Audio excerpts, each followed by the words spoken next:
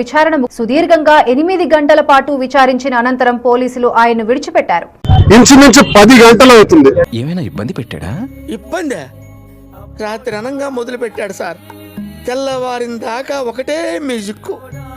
ఇంత గ్యాప్ కూడా ఇవ్వలేదు సార్. ఈ నెల 27వ తేదీలోగా మరోసారి విచారణకు హాజరు కావాలని దువ్వాడ శ్రీనివాస్ కు నోటీసులు ఇచ్చారు పోలీసులు. సోమవారం పనుంది. రాకైతే మంగళవారం మేము వచ్చి అరెస్ట్ చేస్తాం.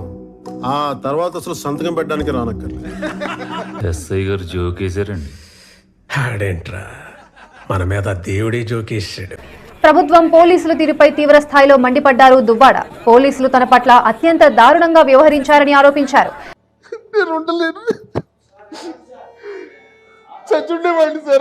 కాసేపు ఊపిరి బిగబట్టు పోతాయి ప్రాణాలు, దరిద్రం వదిలిపోద్ది.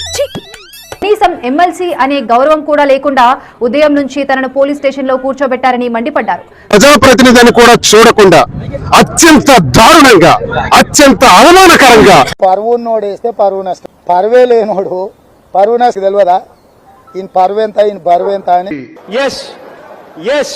పోలీస్ స్టేషన్ లో కూర్చోబెట్టి నాకు ఇష్టానుసారంగా మాట్లాడుతూ లేనిపోని స్టేట్మెంట్స్.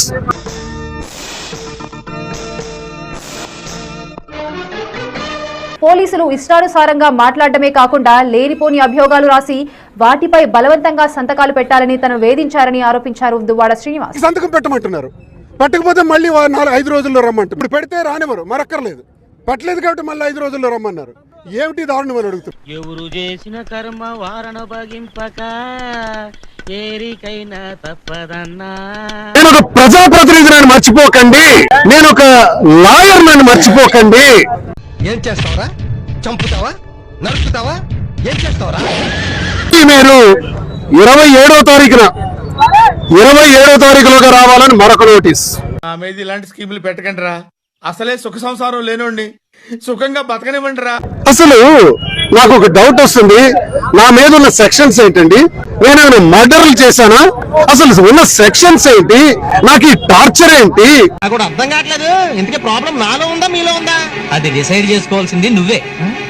ఒక ప్రజాప్రతినిధికి ఇంత టార్చర్ ఉంటే సామాన్య మానవుడికి, సామాన్య కార్యకర్తకి ఈ రాష్ట్రంలో ఎలాంటి దౌర్భాగ్యమైన పరిస్థితులు, ఎంత ఘోరమైన పరిస్థితులు ఉన్నాయన్నది స్పష్టంగా అర్థమవుతుంది. నా లంగా ఊడిపోవడం తప్పు కాదు, పక్కింటి కుర్రాడు నవ్వడమే తప్పంటేలా.